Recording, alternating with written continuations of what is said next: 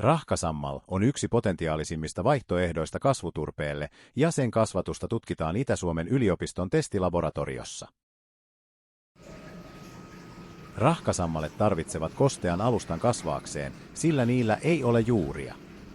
Testilaboratorion sammalpöydällä rahkasammalet kasvavat märän kasvatusmaton päällä.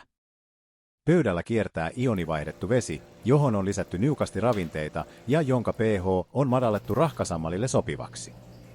Sammalia sadetetaan päivittäin. Vedenpinnan korkeutta säädellään läpivientiputkella, josta ylimääräinen vesi valuu pöydän alla sijaitsevaan säiliöön. Säiliöstä vesi pumpataan takaisin pöydälle akvaariopumpulla. Kun olosuhteet ovat optimaaliset, sammalpöytä tuottaa nopeasti tasalaatuista rahkasammalta. Pöydällä selvitetään esimerkiksi eri kylvötapojen vaikutusta rahkasammalten kasvuun ja testataan lajisekoitusten eroja. Parhaaksi havaittuja menetelmiä sovelletaan rahkasammalten viljelyyn maasto-olosuhteissa entiselle turvetuotantoalueelle perustetulla kosteikkoviljelmällä. Sammalpöydän perustaminen. Pöydän muovialtaan pitkittäiset ja poikittaiset kourut mahdollistavat veden virtaamisen pöydän päästä toiseen.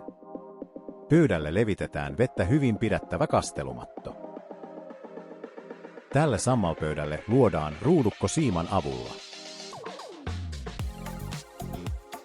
Pöydän vesisäiliö täytetään vedellä ja pumppu kytketään päälle. Kun matto on vettynyt, sammalten kylväminen voi alkaa. Nämä rahkasammalet on kerätty syksyllä ja säilytetty kylmiössä talven yli. Sammalet kestävät kylmäsäilytystä hyvin, mutta on tärkeää, etteivät ne kuivu.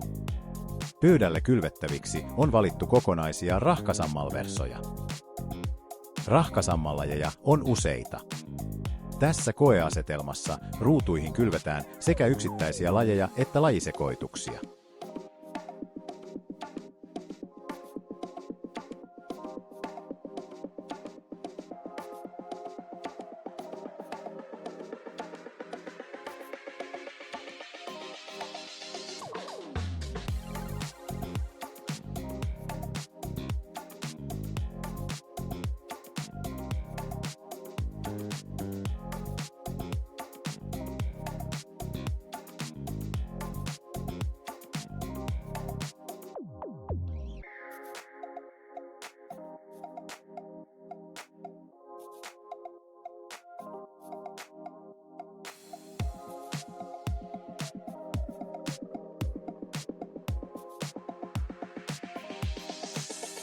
Noin viikon kuluttua osa sammalista on jo kääntänyt latvuksensa valoa kohti. Rahkasammalversot kasvavat pituutta latvuksen kärjestä, haarautuvat ja muodostavat taas uusia latvuksia.